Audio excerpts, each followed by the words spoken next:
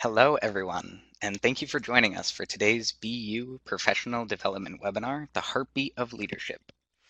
My name is Dan Gardner, and I've recently joined the Career Programs team in the Office of Alumni Relations. Today's webinar is sponsored by Boston University Alumni Relations and is offered to our 321,000 alumni around the globe. Throughout your career, BU is committed to helping you define and achieve your professional goals.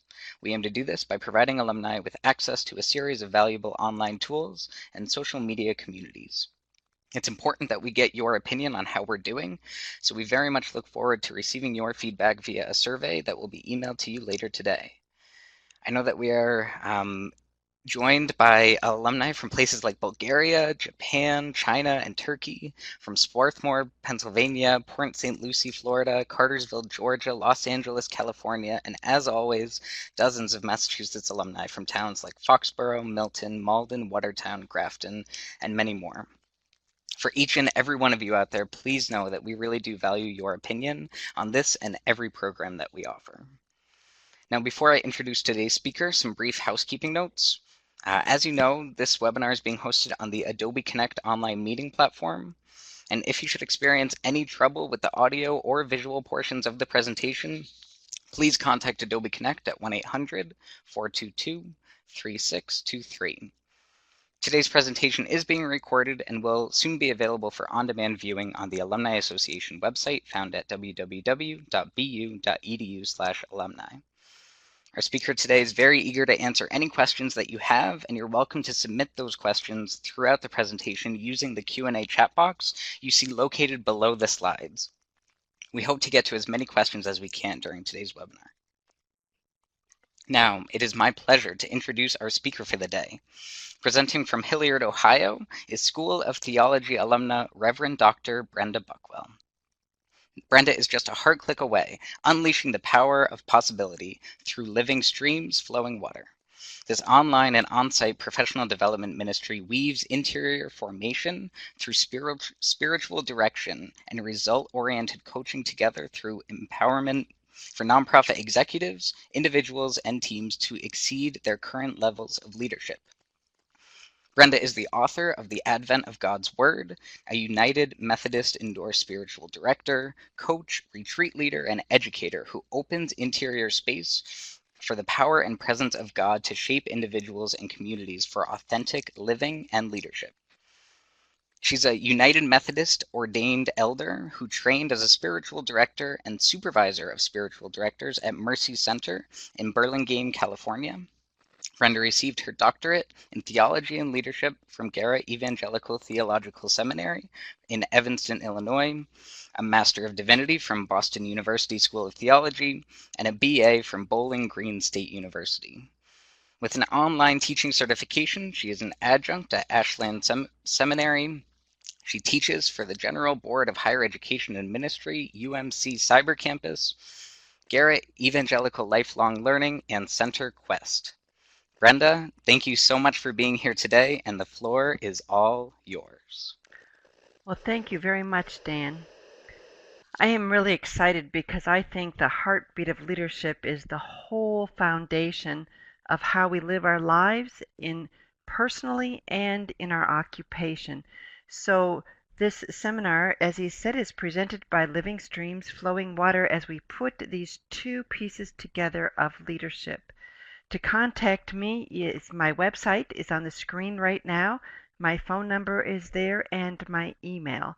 So if you want to jot those down for further conversations, what we're doing this morning is just a short overview of this larger class that I teach elsewhere.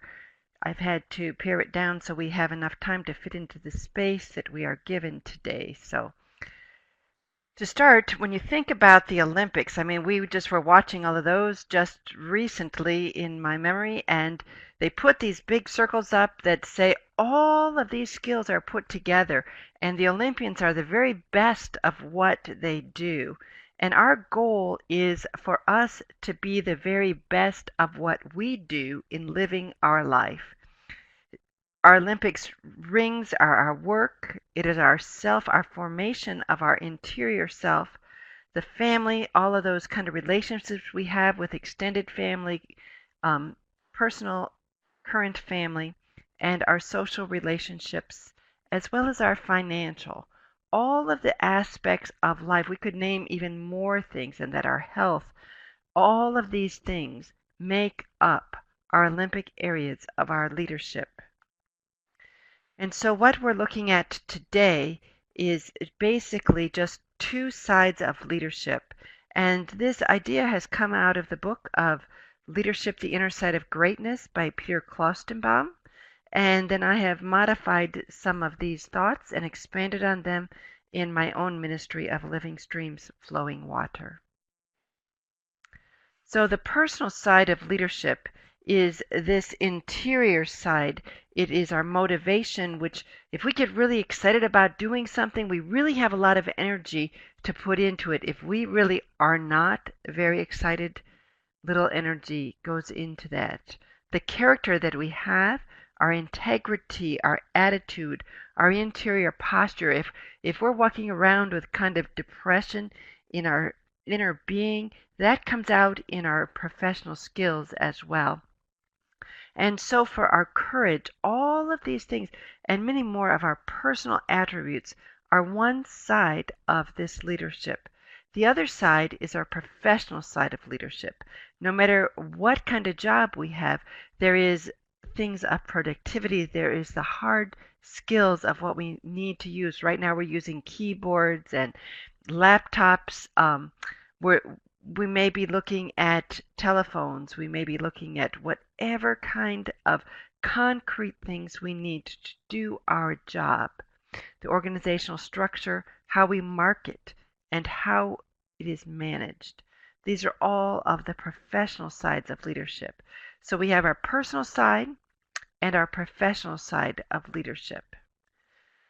It is very important to distinguish between these two because our professional is our strategic leadership. It is when we're making our vision and goals and mission statements, our objectives, all of these kind of things roll into this professional leadership. It is the skills that we have with computer, with writing, with communication, everything that goes into performance of the job is our personal side of leadership. Our personal side of leadership is the inward formation side. This, as we've said earlier, is that interior part of our being that we can keep hidden some of the things. However, it always affects that outward action, that outward professional. If we think we have a secret that nobody in the world will know, it's going to come across somehow in our outward action. If we're very trusting and free in our personal life, that too comes across in our professional leadership. So the question this morning as we begin this seminar is to think, which one of these do you work hardest at improving? We're going to take a slight poll, and you will just mark if you are professional or personal in your improvement on that. That's right. So hopefully everyone can now see the poll on your screen, and we would certainly encourage you to participate. Which side of leadership do you work hardest at improving? Professional leadership, personal leadership, or certainly if you can't decide, that's an option.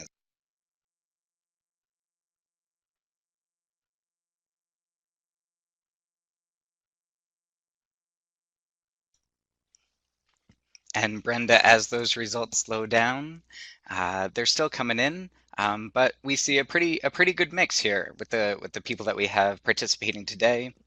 Right about 50% professional leadership, 50% personal leadership. Can you talk a little bit more about that? It is really awesome to see. Often people end up stronger in one than the other. And if we're going to get stronger in one, it's often the professional because we will get continuing education credits. We will get money for that. We get encouraged. We get promotions. all of those from the professional leadership. And so we look at that, and that's often where people go to first and think, oh, it's got to be, I've got to have the skills, I've got to have the hard skills for professional leadership. But this is great that we're looking at an audience that is very evenly divided between the two. That is a wonderful starting place. Thank you for that poll. So when we look at the heartbeat of leadership, what we're really looking for is how much skin we have in the game. I mean, if we're going to play football, literally all of us is in to play that game. But with leadership, the reality is all of us has to be into that. The way that we think changes the way that we will. What we mean by that is the way that you feel about something, the decisions that you will make, how you're going to desire things. So basically, leadership, the heartbeat of leadership, is taking charge of our inner core and letting that influence everything that we do with our outward action. The professional side, as we have said, is our precision and our care in investment in strategic skills. This is huge. We've got to know what skills we need and be at the top of our game for whatever our area of expertise is about. The leadership practices and behaviors, we frequent seminars for improving these hard skills, and we talk about with pride the improvement of what skills we have with our strategic leadership. Our professional leadership, our decision making, our values, our relational skills, our faith, and meaning and purpose that we have in life. These are our soft skills. Sometimes we do not make such a big point of when we are working on our personal skills. In fact, if we've gone into counseling or if we're having a crisis time in our own personal life, we often try to hide that and we don't tell people. There's a stigma around mental illness in North American society. And so all of those things play into that personal leadership skill. So do we brag on our professional leadership or our personal leadership more? Interesting question to see and wonder where we are spending most of our energy and learning on. The secret of leadership, as you've already figured out because you came across so closely with almost a 50-50% on professional and personal leadership trainings, is that personal leadership always precedes strategic leadership. The deeper, the healthier our personal life is and personal leadership skill, that transforms into greater strategic leaps. If we are able to risk and discern what is best and have courage to do that, we are going to move to the next level in our strategic professional leadership. It's important to know that the healthier, more influential our personal leadership is onto our professional leadership. The reason it's important to know this is because in our 21st century, we've become so fast-paced and technology-driven, and we're doing often more than one role in one occupational position. That means we're putting on a lot of hats.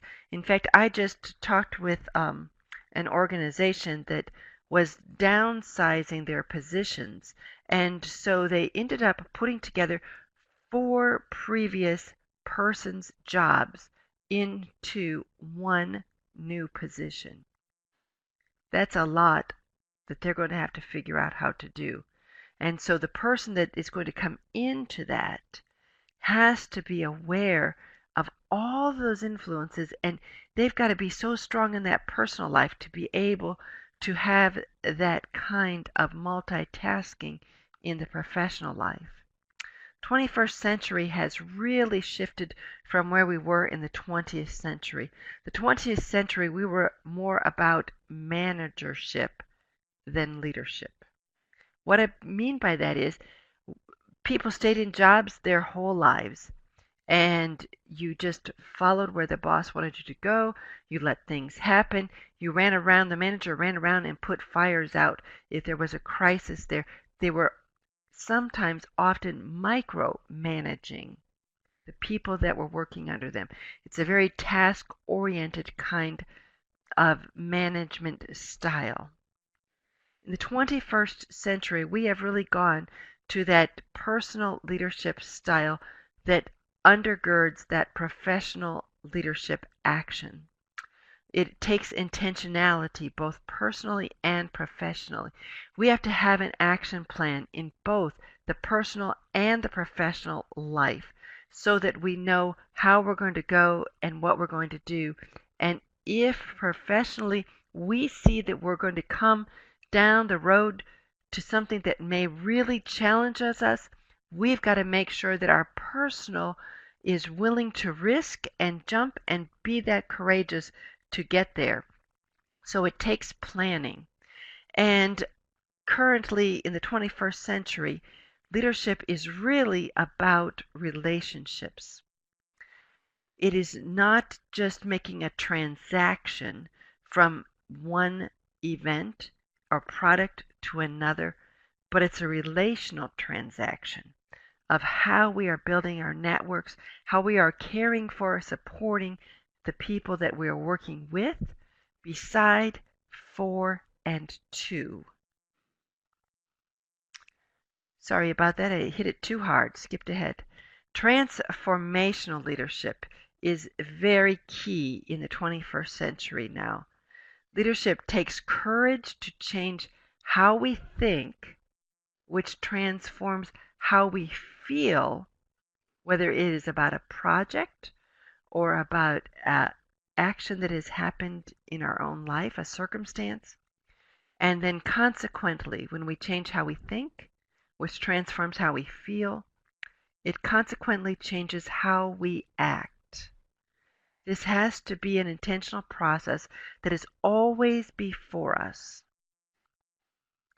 So what we're doing is really seeing beyond the surface.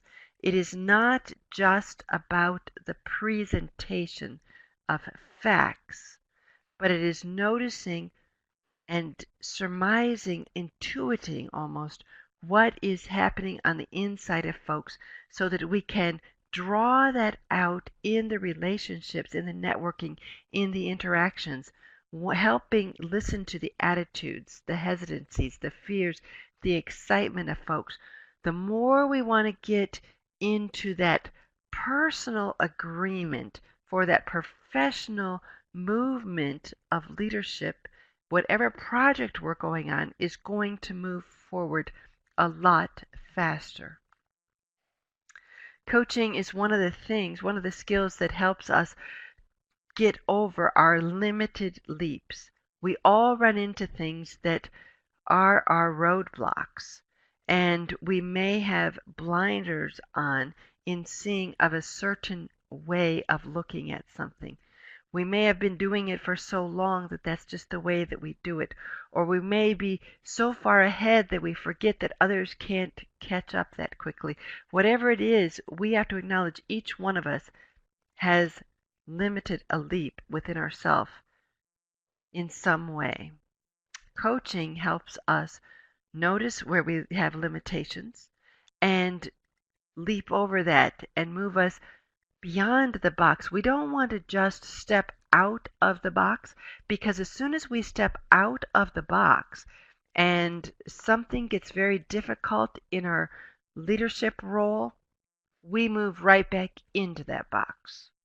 But when we really jump beyond the box, we are no longer held captive to the way that it has been thought of before in that box.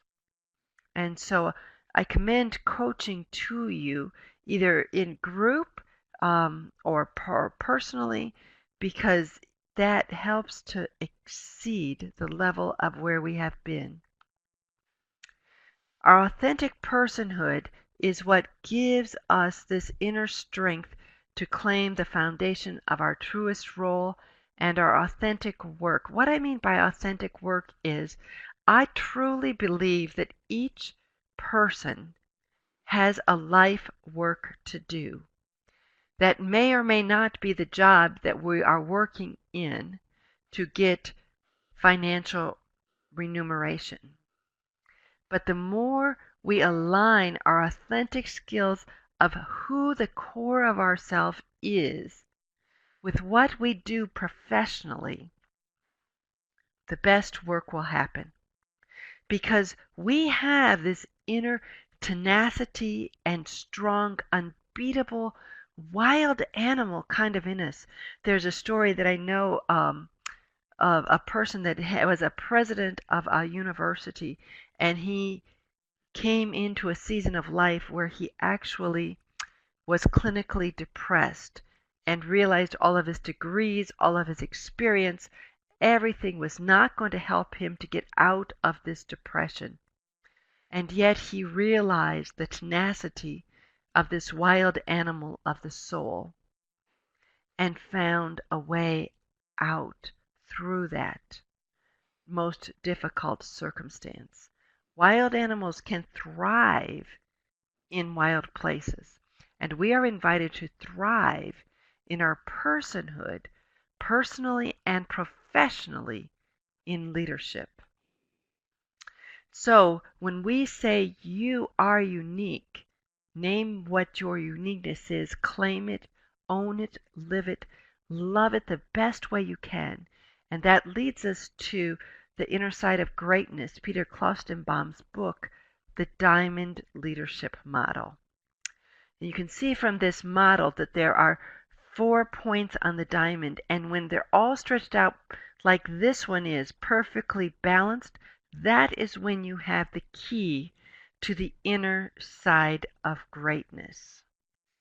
Now, if we had an expanded class on this, we could look greater depth at each one of these 4 points and see how they influence what they are. But for a quick overview of that, if we start on the right-hand side of the screen at vision, when we look at exemplifying our visionary leadership, we are capturing the commitment of people because that personal motivation that we've talked about, it gives us a winsome kind of spirit that people just get on board with that and they get so excited. And we're really good with vision when we can have analysis of difficult situations. When we're not fearful to look at what is most difficult, what is hesitant, and we can see how to go through difficult circumstances and come out with a solid idea. We see how ideas are interrelated with vision, and we see that things from a much larger perspective. So it takes imagination, creativity, innovation, reflection to all have vision, to think big picture and newness. Vision is seeing beyond the obvious. So let's take a look. We'll kind of go around the diamond a little bit crazy here, looking at the top side with the ethics. That is to be of service, it says right there. But what ethics is really about is it's our relationships. How do we have supportive relationships with those that we are in business with? Are we coaching our peers side to side, not inflating ourselves, but bringing all of us along together? Do we coach upward? Do we coach those that are in positions that are less than what we have in responsibility? So how are we going to be supportive of all persons around us that we're working with and living with in our personal lives? Ethics fosters a good spirit among those that come together. This is where we have fun. This is where we enjoy our work environment. And we make sure that we plan for those kinds of moments. Ethics is about taking active interest in others, and we expect no reward for that. I just care about you because of the person that you are. I don't just care because you can do this awesome work job for me. So ethics really is that understanding of that person and what their perspective is and their point of view and how we can be compassionate, trustworthy, and respectful of the other person. And ethics can be a slippery slope because we can be very ethical, but when times get really, really hard, often ethics is our first thing that slips a little bit, caving in that point of the diamond so it looks askewed a little bit. If we get too overworked, we get a little bit short-tempered. We don't explain things quite as much. Our ethics can slip a little bit with that point. Another thing is that when we go to the other point of the diamond, we look at reality over there on the left side. And reality of this kind of leadership, it says here that we have no illusions. We make sure that we're matching together expectations with reality. Not saying a pie in the sky, oh, I really would love to do that, but there's not enough hard skills, there's not enough soft skills, there's just a big unrealistic gap between, yes, I'm going to become this trillionaire in 3 weeks with my business. Well, that's a little bit unrealistic. And so we want to make sure that our expectations are organized and real. We pay attention to practical details in this point of this leadership of reality. We want to make good use of our resources, and that's not just our monetary resources, our hard resources of technology and buildings and facilities, but it's also good resources of our human resources.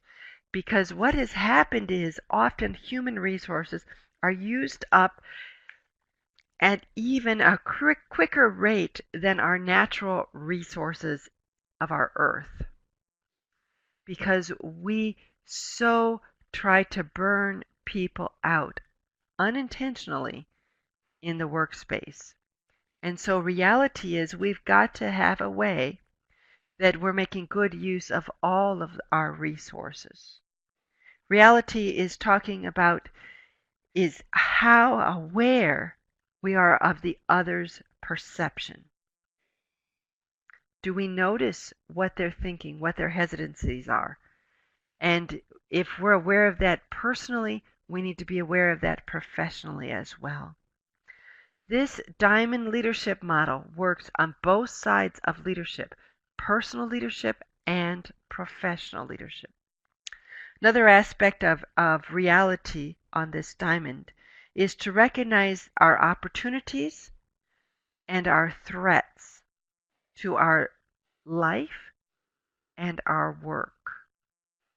Those are really big things because it corresponds to vision and ethics. See, they're all interrelated here, how we do these things. But with reality, we've got to make sure that we have enough before us to move whatever we want, personally, professionally, to move to the next level and exceed where we have been today for tomorrow. Finally, the realistic point on the diamond here is to respond to facts, not just a wish list. This is not just the Santa Claus way of doing leadership, saying, oh, I really hope that this all works out.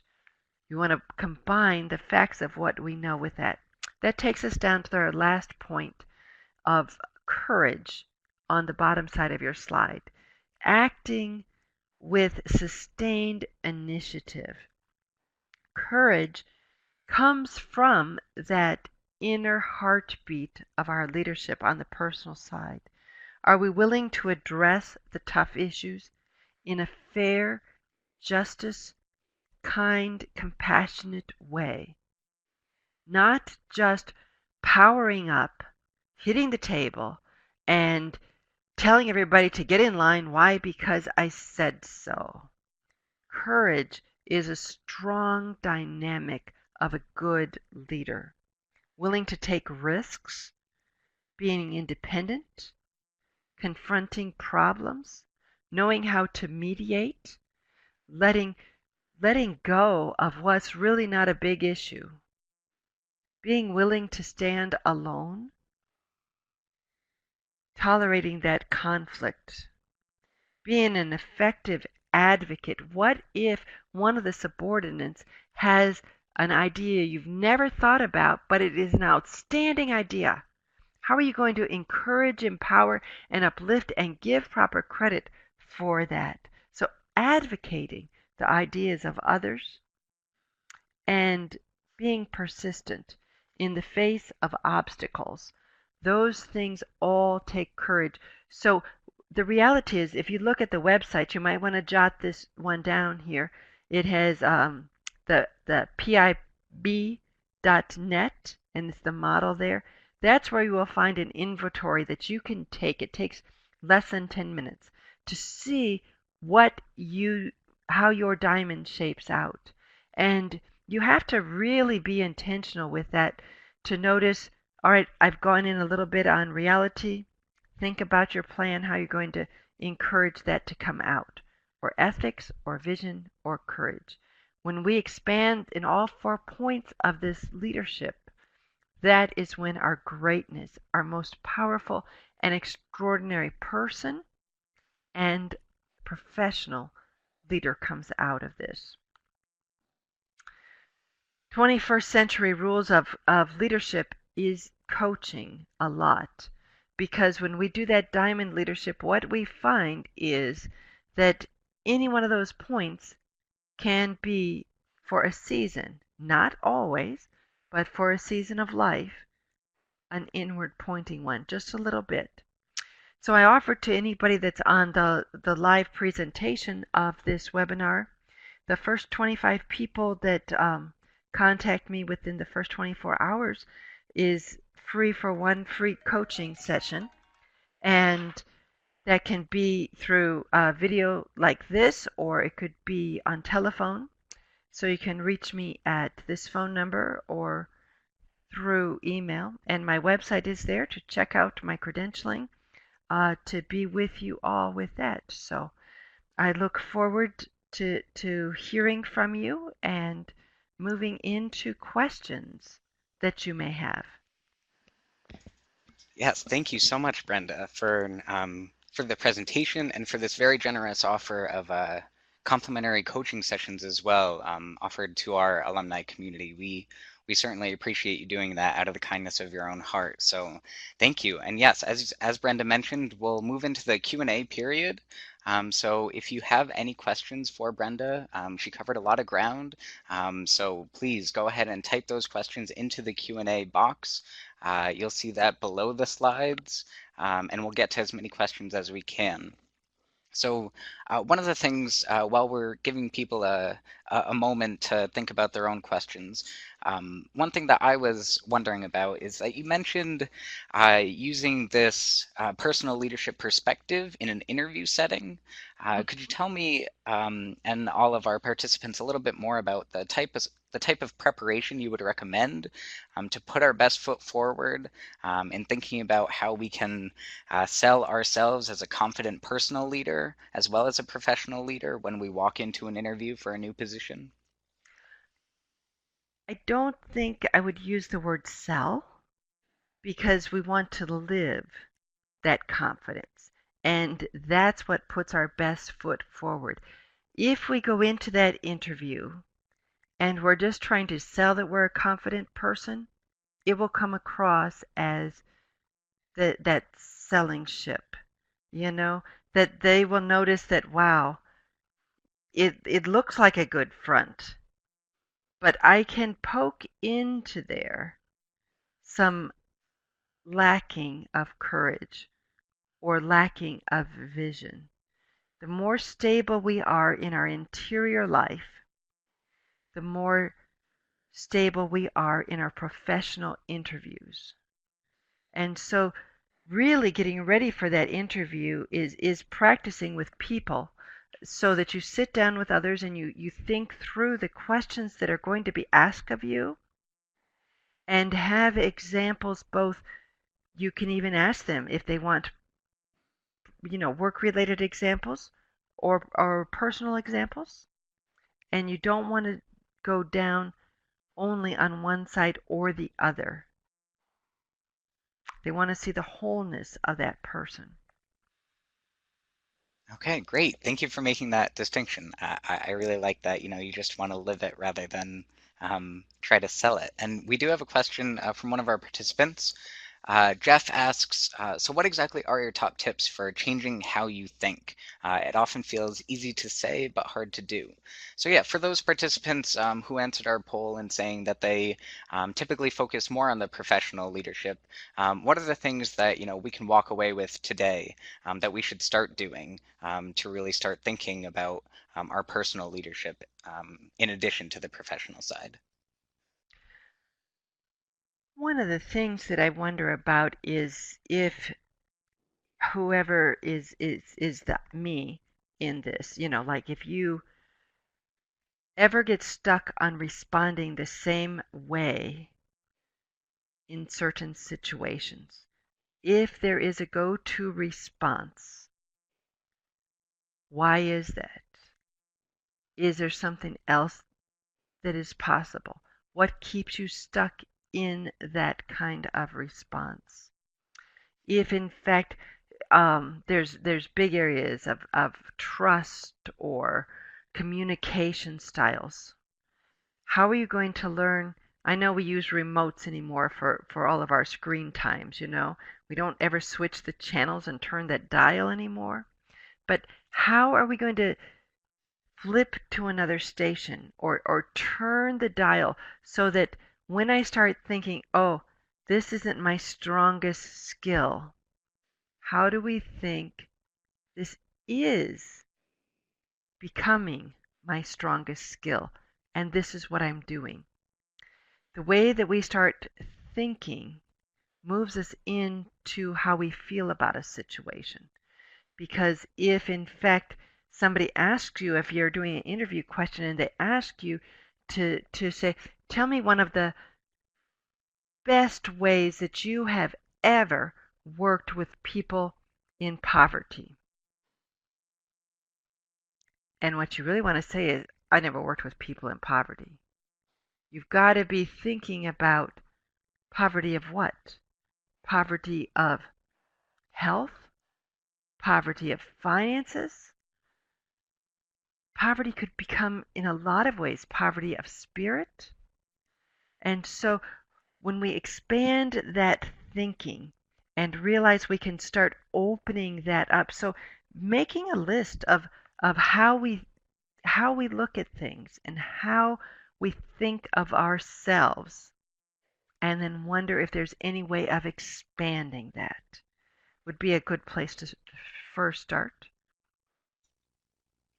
Great, thank you. Mhm. And I see that we have a couple participants who have raised their hands. I'd actually ask you to go ahead and type your question right into the Q&A box below the slides, and we'll read those out collectively. So as people are asking more questions, one of the things I was curious about is the cultivation of personal leadership something that we can do in small, brief daily exercises, or should we really look to set aside a larger chunk of time, maybe on an annual or a biannual or a quarterly basis, to kind of take a step back and do some reflecting on how we're developing those personal leadership skills?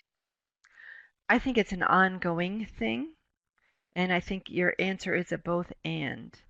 That yes, it is you don't obsess on it, but to notice if in fact one of the things that is your personal leadership, one of my go-tos is faith.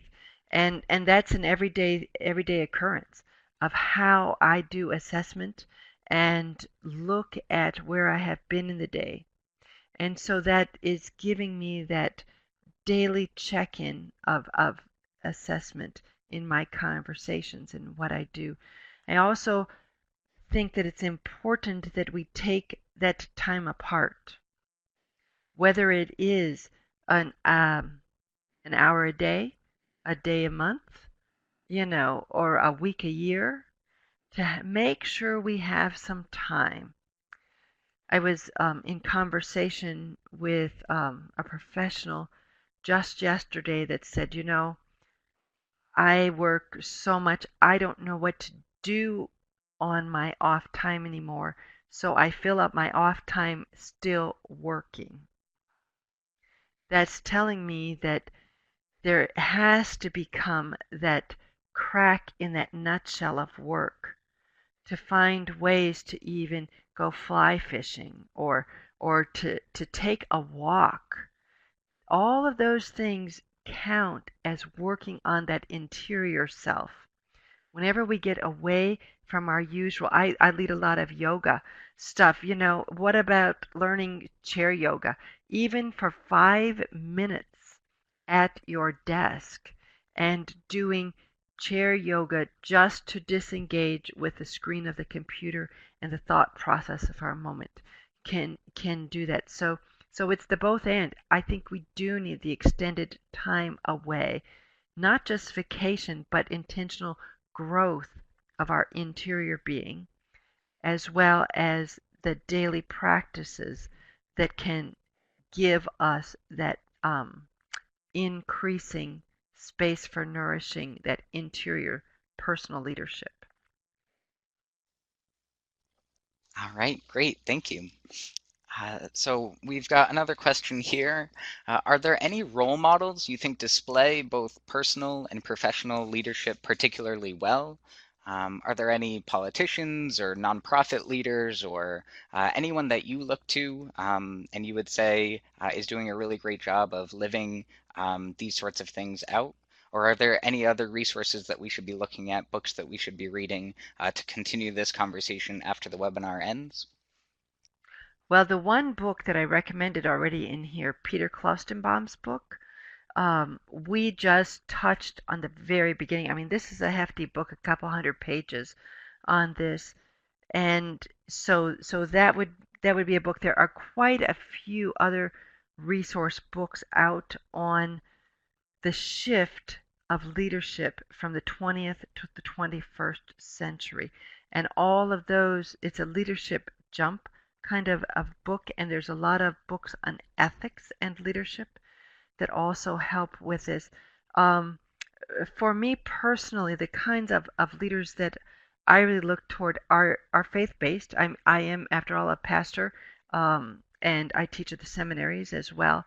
Um, but also, Gandhi is one. Martin Luther King also had that interior integrity, but was out and trusted himself in conversation and in action.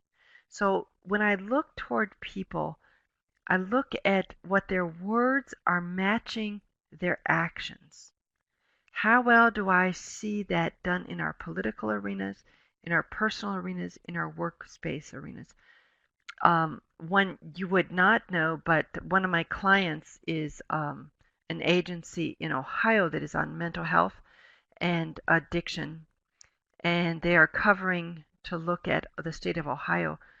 The director of the clinicians there, named Doc Ben, I just have great kudos for him, the way that he has integrated his personal being into his leadership as he supervises and trains all of the clinicians. So it happens not just on a very global scale, but we think about it in our daily walk, in who we notice. I have a mentor that I teach for now, and that I knew as a leader in one of the classes when I was getting my doctorate. And I looked toward him as a mentor and a friend as well. So we're looking globally, we're looking personally, and we're looking in our relationships for those kind of people that we would look at as role models. All right, wonderful. And we did get a question from Joanne. Do you have any special tips from women in a position of having to manage male colleagues that have very different communication styles? Do you have anything that you would recommend for someone in that position? I think acknowledging that is very helpful. Just even in the beginning, because I too have been in that place, and open up the conversation so that people can recognize we have different learning skills. We have different communication skills. One is not better, one is not worse, but we've got to merge them together so that we're able to hear. So how are you using educational and training purposes so that they can be opened up, so that each can hear? And what we may discover is that sometimes, and unfortunately, in my experience, sometimes the male voices do not like to be subordinate to the women. Now, that is totally reversed. Sometimes guys don't care at all if it's male or female that they're working for. Um, and I'm sure the reverse can be true. Sometimes women just don't like to work for women or don't like to work for men. So either way, that communication piece, what we're going to do, I even have worked with businesses that have made a covenant together with all of their employees and said, these are the things that we expect out of the employees, and had buy-in. The It wasn't top down given the covenant. The workers came up with the attributes that they wanted in there. And so you do the thing around communication so that we're all learning that skill, and we all agree these are the ways of communicating that we're going to do best. Those would be two of the things I would think of is making sure that covenant is there. It's got to be a safe place. We didn't get into that at all in this very quick overview, but how that wild, tenacious soul of our leadership, the tiger, also has that soft side of that little gentle bunny. If we don't have a safe place for communication, then it's not going to happen. It's not going to be a holistic workplace. And so, how do we generate that safe space inside of ourselves and in the exterior of where we interact with others? All of those play into that role of communication. Does that help? Is there any other follow up with that male female question? Yeah, I think that was great. I'll certainly keep an eye to see if a Okay. follow-up question comes in. Okay. But Great. for Thank now, you. we do have one more question on resources to continue this conversation down the line. So we have a question from Borja. What are your two favorite books around this topic? We've certainly talked about leadership, the inner side of greatness, Peter Right. Kostenbaum. Do you have any other books, ideally books that are more practical in nature? Well, most of my leadership books have come from the seminaries. So they also have a faith-based component in it, and I happen to think that that provides their Jump is a book on leadership. You know, Elvis has left the building, finding out how to do that. Max Depew has written on leadership. Um, those are some that come to mind.